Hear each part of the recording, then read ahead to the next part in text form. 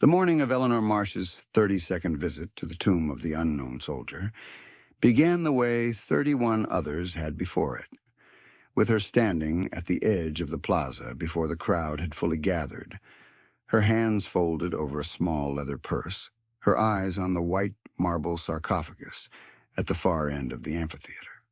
She was 79 years old. She had been making this trip from Roanoke since the autumn of 2011, and she had never once brought anyone with her. Not her daughter, not her son-in-law, not the grandchildren she had raised in part. Through the years, her daughter spent learning to grieve and then learning, slowly, to live again. Eleanor had kept this vigil as her own. She had not explained it, not even to herself, as anything other than keeping a promise to someone who could not come with her. What was different about this morning was that she was not alone. Behind her, Derek Solis stood with his phone already out, scrolling through something that had nothing to do with Arlington, his jaw working lightly on a piece of gum he had not bothered to spit out before passing through the cemetery gates. He was 43, a project manager at a regional construction firm. The kind of man who moved through spaces by identifying which people in them were important and attending to those people, and only those. He had agreed to this trip because his wife had asked him twice, and he had said no once, and because Cody and June needed to see history, he'd told himself, though what he mostly wanted was to be on a return flight by 3 in the afternoon. Cody was 16 and had his father's jaw and his mother's restlessness. He stood a few feet from Eleanor, his own phone in his jacket pocket, not in his hand, which was at least something. June was 14 and smaller, with her grandmother's dark eyes, and she stood closest to Eleanor of the three of them, not touching her, but near enough that the distance felt considered rather than accidental. The crowd on the plaza that Tuesday morning in late October was perhaps 90 people. A group of school-aged children from what appeared to be a Virginia middle school had assembled in 2 loose rows near the center railing, their teachers moving along the line with the patient efficiency of people who had done this before. A veteran in a dark blue cap with gold lettering sat alone in one of the stone observation chairs to the left, both hands resting on his knees, his eyes already on the mat. 2 women stood near the back of the plaza with a folded flag held between them in a zippered case, the kind issued at military funerals, and the care with which they held it said everything about whose flag it was. Specialist Sam Nguyen had been on post since 6:47 in the morning. He was 27 years old, and he had been a sentinel of the 3rd U.S. Infantry Regiment for 14 months. Before that, he had spent 8 months in a forward operating base outside Jalalabad, and before that, he had done a second tour in Iraq that ended in a vehicle rollover outside Mosul that killed 2 men in his unit and left him with a scar along his left forearm that he kept covered at all times, which at Arlington meant it was covered by a white glove and a pressed sleeve and a wool coat so dark it read as black in most lights. His uniform had been prepared the night before with the obsessive care his post demanded.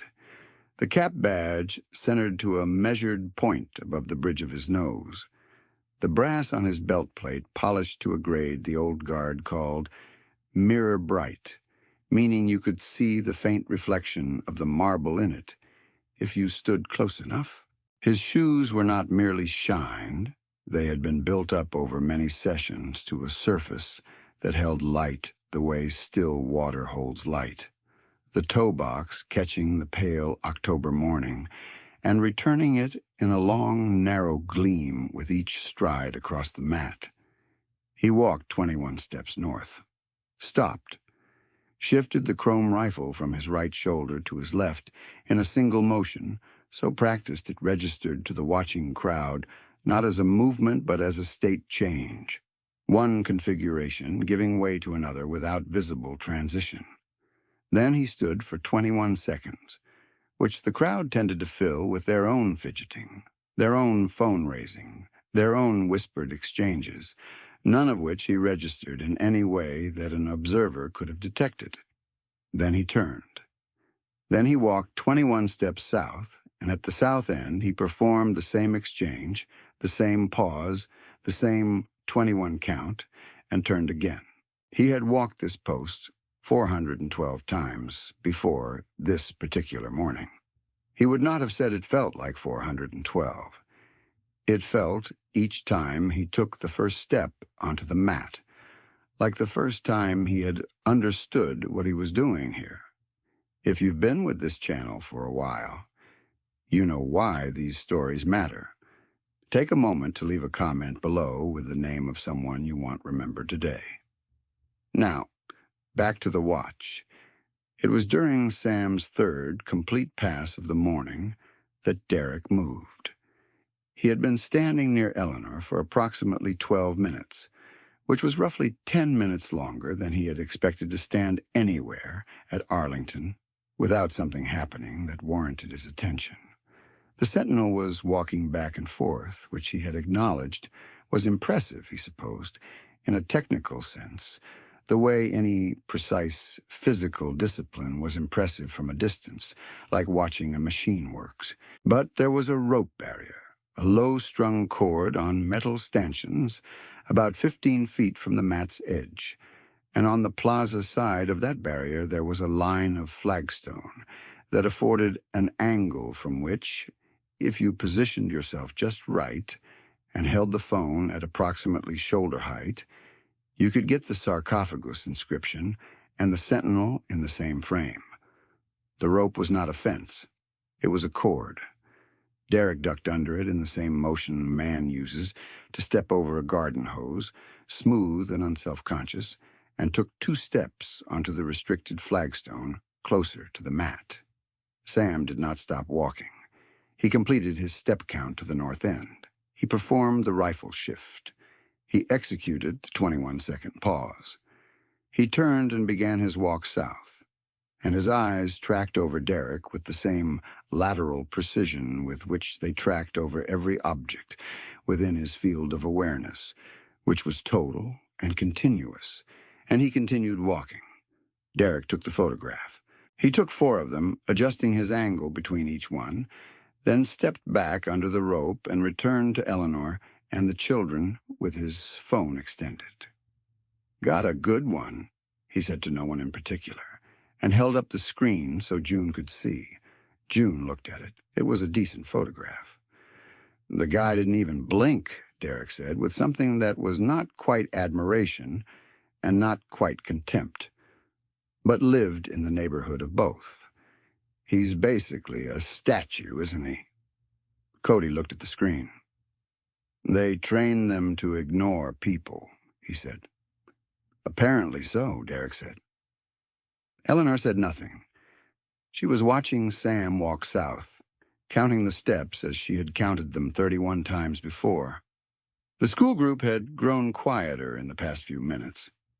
The veteran in the blue cap had not moved. The 2 women with the flag case stood closer together now. Sam completed his next north pass and turned south again. And on this pass, as he reached the approximate midpoint of the mat, something moved at the left edge of his peripheral vision that was the specific quality of motion a sentinel learns, over hundreds of hours at this post, to read before it completes itself. It was not Derek this time. It was Cody, who had moved to the rope barrier and was holding his phone up over it at arm's length, trying to get a close-angle shot of the mat surface as Sam passed. Sam's face did not change. He passed Cody's phone at a distance of perhaps 8 feet and continued his walk. But the information was logged. The family group near the center of the plaza had a pattern now. One of them had already crossed the barrier once. A second was now at the rope's edge. And the one who had crossed, the adult male, was watching Cody's filming with the mild satisfaction of a man who has discovered that the posted rules are guidelines. Sam walked south and turned north and walked north again, and in his chest pocket, Beneath 3 layers of pressed wool and brass and the weight of 14 months at this post, there was a small folded card. Every sentinel of the old guard carried such a card. The names on it were not chosen for ceremony and were not rotated on a schedule. They were the names that the tomb held specifically, the 3 interred American unknowns of the First and Second World Wars in Korea, and beyond those, depending on the date and the ceremony, additional names that the regiment kept in its records, the names of soldiers whose families had formally requested remembrance, the names of the fallen whose connection to this ground was documented and real. The name on Sam's card that morning, in addition to the 3 unknowns, was Marcus Allen Marsh. Private First Class Arcus Allen Marsh had been 22 years old when he was killed in Kandahar Province in the summer of 2011. He had been assigned to the 101st Airborne Division.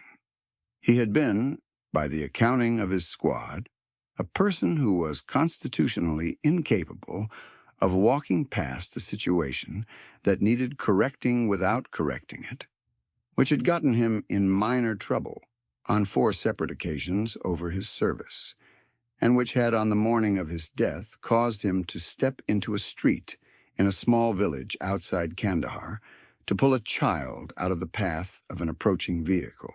And the device embedded in that street had killed him there, and the child had not been hurt. His mother had been making the drive from Roanoke every year since October 2011, 31 times over 13 years, and she had stood in this plaza in rain and in cold and in the full flat heat of 3 consecutive July visits, and watched the mat and counted the steps, and said nothing to anyone about why she came. She had simply come. The first visit had been 6 weeks after the funeral, in late October of that year, and she had driven the 3.5 hours from Roanoke alone, with the radio off because she had not been able to hold a song in her attention since the casualty officer had come to the door. She had arrived at Arlington on a Wednesday morning with a small paper bag of coffee and a folded map of the cemetery that she had picked up at the visitor center.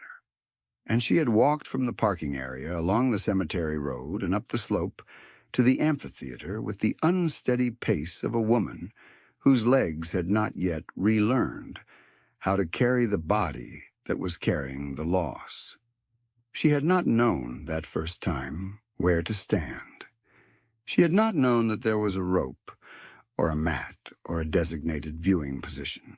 She had stood near a stone bench at the back of the amphitheater for 40 minutes and watched the sentinel walk and had counted the steps in her head.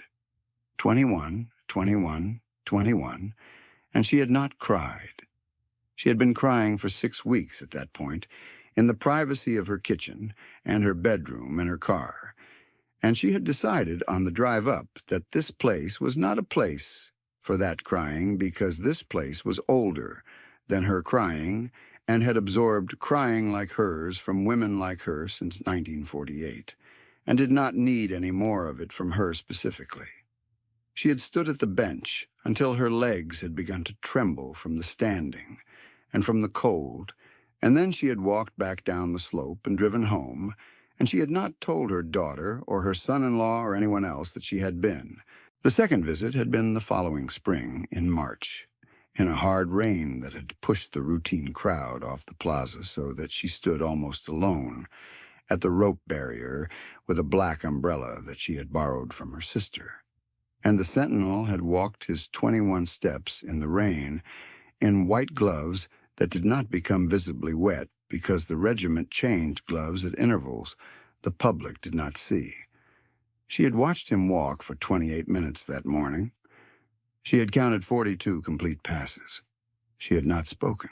The third visit had been in August, in the kind of mid-Atlantic heat that pressed flat against the marble, and she had arrived to find the plaza fuller than she had expected, and a Boy Scout troop assembled along the rail, and a row of folding chairs set up for a wreath ceremony that was scheduled for later in the morning, and she had taken her position at the rope, and watched the sentinel walk in dress blues that were full wool against the August humidity, and had thought, watching him, that she had no language for the discipline of a young man who would stand in that uniform in that heat for a stranger's son, which was what Marcus had been to him, and that the absence of language was not a failure, but the correct response. By the seventh visit, she had begun to recognize faces among the staff and the guides at the cemetery, and one of the older docents had begun to nod at her when she passed, a recognition that did not ask anything of her, and that she did not have to answer. By the 12th visit, she had stopped using the map. By the 20th, she had developed her own quiet practice on the drive up, a practice of saying Marcus's name aloud in the car at the same point on the highway each year, where Interstate 81 crossed a small river south of Roanoke, and the hills opened briefly into a view of farmland that he had loved as a child when she had driven him to summer camp along that same road. The 31st visit had been the previous October, on a clear morning with a light wind, and she had stood at the rope for 50 minutes and watched 2 changes of the guard and had said nothing to anyone. And on the drive home, she had decided, somewhere on the same stretch of highway, that the next year she would tell her daughter she was going and would ask if the children might want to come, because they were old enough now and because she was beginning to feel the shape of her own arithmetic and did not want what she had carried alone for 13 years to disappear with her in a way that left them no thread. Sam had been given the card with Marcus's name by Sergeant Hale at the start of his watch rotation, as procedure required. He carried it because the old guard carried it. He had not, at the start of the rotation, known anything specific about the name beyond what was in the regimental record. He had learned Eleanor's connection to Marcus that morning from a brief note in the duty log. Gold Star family, 32nd visit, first time accompanied. Sergeant Hale had flagged it as a matter of ceremonial awareness, which in the old guard's procedural language meant, be aware of who is here today and what this ground means to them specifically. Sam had read the note. He had put it in his pocket with the card. He had stepped onto the mat at 6:47 and begun his walk, and he had not thought about the note again in the way a person thinks about something they are worried about. He thought about it the way a man thinks about the weight he is carrying, which is to say he felt it rather than considered it, and he walked. The second time Derek crossed the barrier happened at 11:14 in the morning. He had been talking with Cody for several minutes in a low voice near the center of the plaza, and what he had said to Cody, audible to the woman standing 2 feet to their left, was something along the lines of the whole thing being theater. The kind of government-funded theater that you were supposed to stand respectfully in front of because if you didn't, someone would write a letter to the editor, and Cody had laughed once quietly and said, he does look kind of like one of those guards in London, and Derek had said, exactly. It's the same idea, the big hat and everything. The veteran in the blue cap had turned his head slightly in their direction when Derek said that. He did not say anything. He turned his head back toward the mat and resumed his watch. Derek, emboldened by the laugh, had then walked to the rope barrier again, but this time he did not duck under it. He leaned his weight against the cord, both hands on the top of a stanchion, and craned forward to take a video of the mat as Sam approached the south end. As Sam completed the 21-second pause and turned north, Derek leaned further, and the stanchion shifted on the flagstone, a small scrape of metal on stone that was audible in the near silence of the plaza. Several people in the crowd noticed. One of the school teachers moved 2 steps in Derek's direction and then stopped, uncertain of her authority. A man in the second row of observers took his phone out of his pocket, then put it back. The 2 women with the flag case looked at each other. Sam reached the midpoint of his north walk, and his eyes registered Derek at the barrier a second time. The stanchion had moved. The cord was bowed forward at an angle that placed Derek's torso technically over the restricted line. Sam continued his walk to the north end, performed the rifle shift, the pause, the count, the turn, and began south again. His pace was identical to the previous pass. His expression held. June was watching Sam now. She had been watching him for the past several minutes, and what had shifted in her attention was not the spectacle of the ceremony, which she had viewed with the detached appreciation of a 14-year-old presented with something she could not deny was precise, but something in the quality of Sam's stillness. There was something in the way he moved that did not resemble the mechanical regularity she had expected. It resembled, though she would not have had this language for it, patience. Not the patience of waiting for something to end, but the patience of someone engaged in a continuous act of decision. She had not lowered her phone in any deliberate way. It had simply drifted down while her eyes were on the mat. Eleanor had not moved from her position near the center of the plaza. She had not reacted visibly to Derek's two barrier approaches. She had not said anything to him, had not reached for June or Cody, had not turned away from the mat. What she held in her expression was the look of a person in whom something large and old is very still, and who does not dare disturb it by speaking. At 11:22, Derek crossed the barrier for the third time. He did not duck under the rope this time. He stepped over it, one leg and then the other, and then he walked not 2 steps, but 6, and then he stood on the corner of the mat itself, 1 foot on the stone and 1 foot on the matting surface, and he turned back to Cody and said, in a voice that was louder than the previous exchanges, "Get this." And Cody raised his phone. "Get the whole thing," Derek said, meaning the inscription, meaning the sarcophagus, meaning himself in the foreground of it, and his voice carried across the plaza with the clarity of a man who has never been told by a space to be quiet. The school teachers had both moved now. The woman to the left of Eleanor had inhaled audibly. The veteran in the blue cap had both hands on his knees, pressed flat, and his jaw was set. Sam was at the north end of the mat, in the middle of his 21-second pause. He was facing south. He could see Derek on the mat. He had seen Derek cross the barrier and walk to the mat's edge and step onto it. He had watched this while standing in the required stillness of his pause, his eyes fixed forward as the protocol demanded at the end of each pass, and he had counted the 21 seconds with the same precision he had counted them 412 times before. And on the 21st second, he performed the rifle shift to his left shoulder, and he made a quarter turn from his south-facing position, and he began to walk.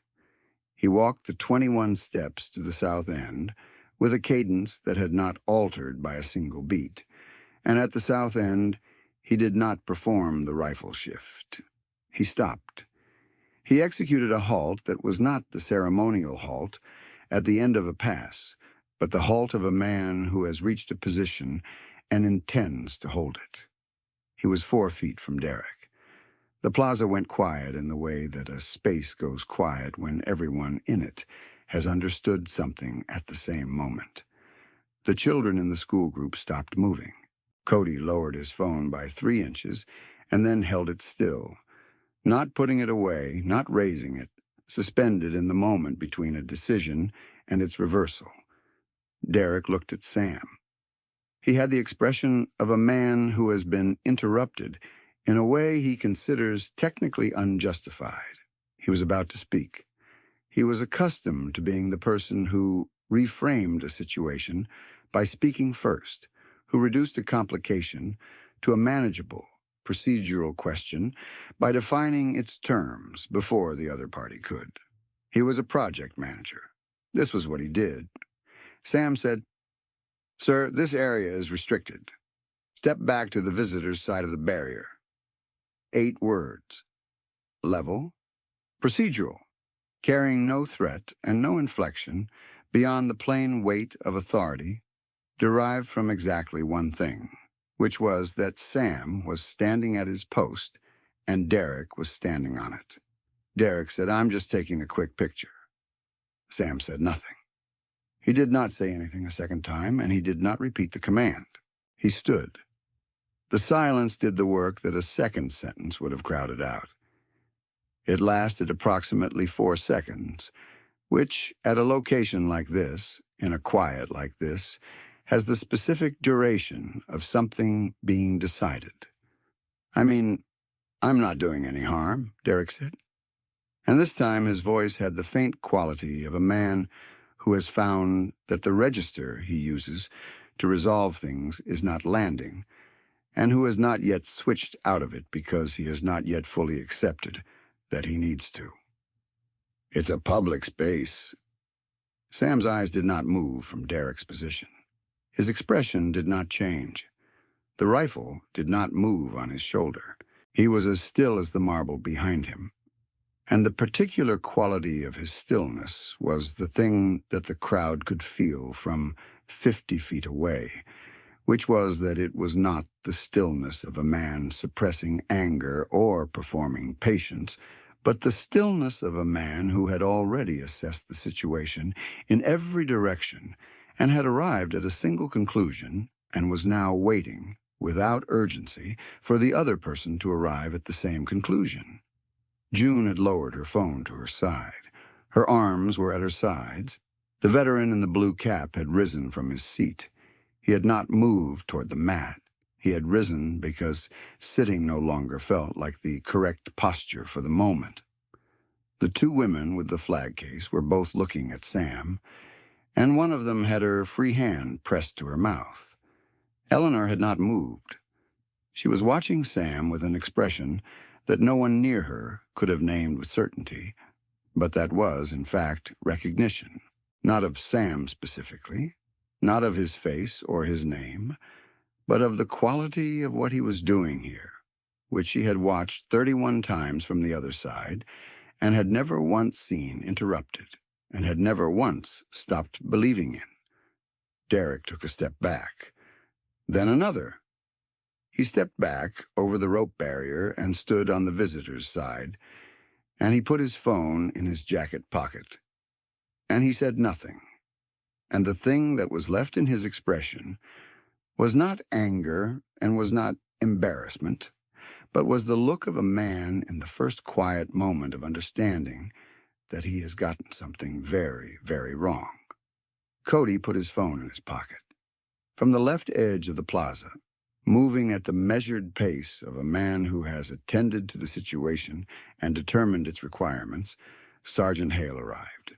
He was in his early 50s, broad-shouldered, with the bearing of a man who has spent a career in spaces that demanded stillness and has come to move through the world as though every room he enters is already his post. He came to a stop beside Derek and said 3 sentences in a voice low enough that the school group could not hear them and the crowd could not transcribe them, but whose effect was visible in Derek's posture, which straightened in a way that was not confidence resuming, but attention replacing confidence. The specific attention of a person who has been told clearly, by a person with complete authority, the nature of what has just occurred. A cemetery staff member had moved to Eleanor's side during this, a woman in the service staff uniform with a small pin on her lapel, and she spoke briefly to Eleanor, and Eleanor nodded once, and the staff member gently gestured toward a position closer to the observation railing. Eleanor walked there, and in walking she passed within 15 feet of the mat, and when she reached the railing she placed both hands on it and looked at the sarcophagus inscription with the directness of a woman who has looked at it 31 times before and has never looked at it without saying something she does not say aloud. Sam was at the north end of the mat, in his pause. He turned south and began his walk, and on this pass, as he reached the midpoint of the mat, he did something that was not part of the standard 21-step procedure. something that the old guard permits at the discretion of the sentinel in specific ceremonial circumstances, and that requires no approval and no announcement. It was small. It was a single motion of his eyes, a deliberate shift of his gaze from the fixed forward position to the position where Eleanor Marsh stood at the railing. A brief, direct, visible acknowledgement, lasting no longer than 2 of his strides, before his eyes returned to the fixed forward position, and he continued his count. Eleanor felt it the way you feel a thing that you have been waiting for without naming. Her hands tightened slightly on the railing. She did not cry in the manner of a person overtaken by emotion. She cried in the manner of a person who has been holding something for a very long time and has been, briefly, seen. June was standing at Eleanor's left side. She had walked there during Sam's last pass without being asked. She looked at her grandmother's face, and then she looked at the mat, and then she reached out and took Eleanor's hand in both of hers, and she held it. Cody stood behind them 1 step back, his hands at his sides, his phone in his pocket.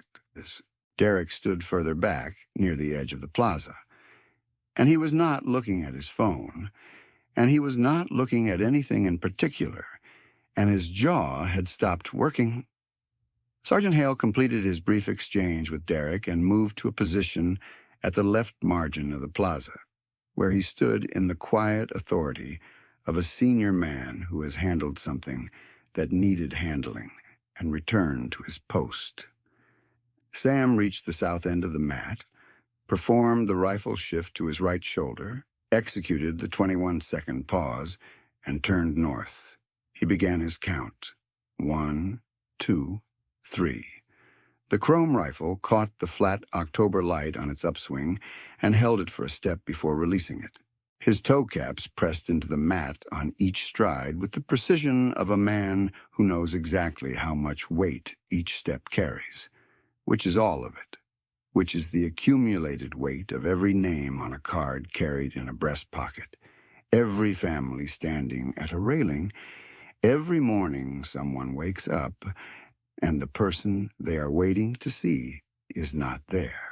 He reached the north end and turned and walked south, and reached the south end and turned and walked north again, and the 21 steps counted themselves the way they always had, the way they would when this crowd had gone home, and the plaza was empty, and the light had changed, and the marble was cold in the dark, the way they had been counting since 1948, which was before most of the people on this plaza had been born, which was before the wars that filled the ground beneath these hills, with the white markers standing in their rows, which was before Marcus Allen Marsh had been born, and before he had lived the 22 years of his life, and before he had stepped into a street in Kandahar to pull a child to safety, and been killed there on a Tuesday morning not very different from this one.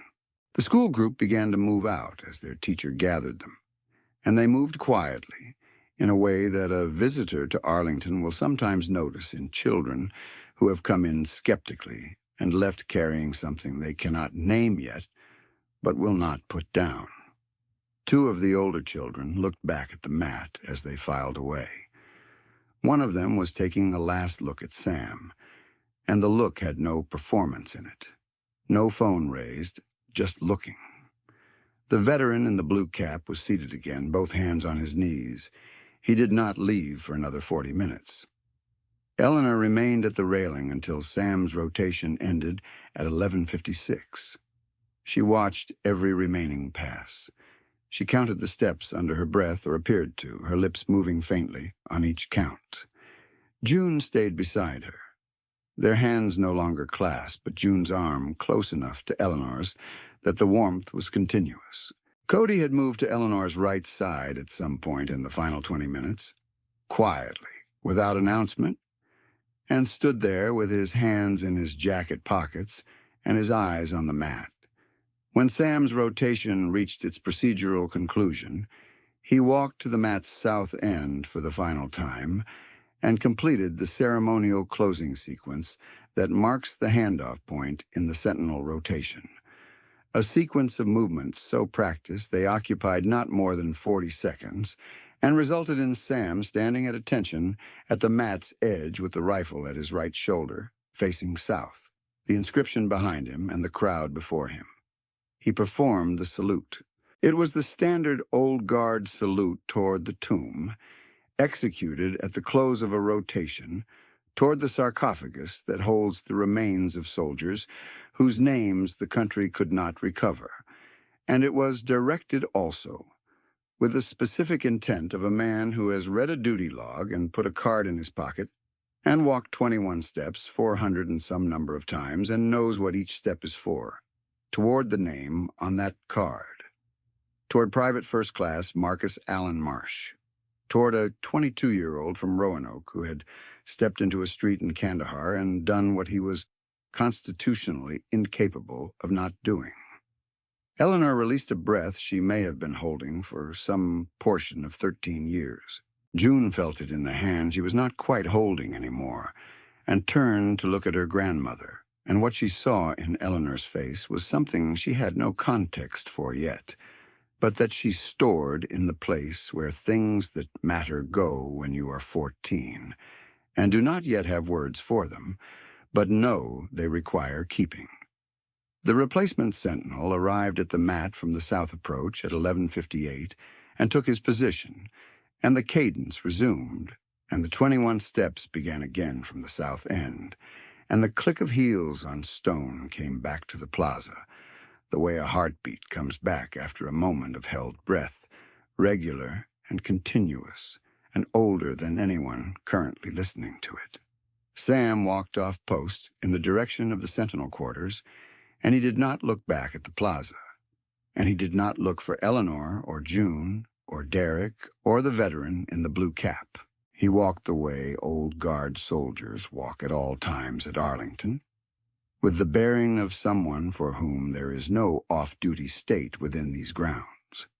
He passed, at the edge of the plaza, the cemetery staff member who had guided Eleanor to the railing, and she said something brief to him, and he nodded once and continued walking.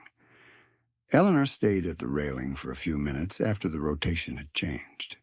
She was not watching the new sentinel with the attention she had given Sam, though she watched him with respect, as she had watched all of them. She was looking at the inscription. She had looked at it 32 times now, and it had said the same thing each time, which was the point she had always felt, which was that certain things do not change according to the needs of the people reading them. They simply hold. When she finally stepped back from the railing, June was at her side and Cody was just behind them. Derek was waiting at the rear of the plaza, his hands in his pockets, his posture without its usual forward-leaning readiness. He said nothing when Eleanor turned toward him. He did not offer to explain himself or make anything easier, which was, Eleanor thought without saying it, the best possible choice he had made that morning. They walked back along the path toward the cemetery road, and the October air was cool and flat, and the grass on either side of the path was the specific deep green that Arlington grass keeps even in late fall, as though the ground itself does not permit things to go dull in that place. Eleanor walked without hurrying. She had the unhurried pace of a woman who knows the distance and has walked it before and will walk it again. June walked beside her and said after a while, "Was he looking at you? At the end? When he looked out at the railing?" Eleanor considered this. "He was looking at Marcus," she said. June held that for a few steps. "How do you know?" "Because that is what they do here," Eleanor said. "They remember who they are walking for." June did not say anything else. She reached for Eleanor's hand again and took it, and they walked the rest of the way to the car like that, with Cody on Eleanor's other side, and Derek a few steps back, quiet in the way that a man is quiet when he has looked at something that has rearranged a small but significant portion of his understanding of where he stands in a given situation.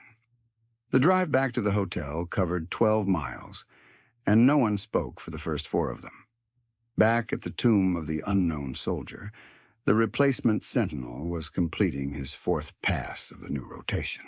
The click of his heels on the mat was regular and unhurried in the way that a sound is when it is not performing for anyone, when it is simply the sound of a thing being done because it must be done, and has always been done, and will continue to be done after the crowd departs and the light changes and the long quiet of the Arlington evening settles over the marble. 21 steps north, the pause, the rifle shift, the turn. 21 steps south. In the breast pocket of Sam Nguyen's uniform coat, folded and carried and returned with him to the sentinel quarters, there was a small card with a name on it. He would give the card back to Sergeant Hale at the end of the watch, as procedure required. The name would go back into the regimental record. Tomorrow there would be a new rotation, and the same names to carry, and new ones, and the mat would be walked again, 21 steps at a time, as it had been walked since before most living Americans were born, and as it would be walked long after the last person who knew Marcus Allen. Marsh personally had joined him in the long silence that this ground keeps. The boots returned to the mat, the steps resumed, and the ground held.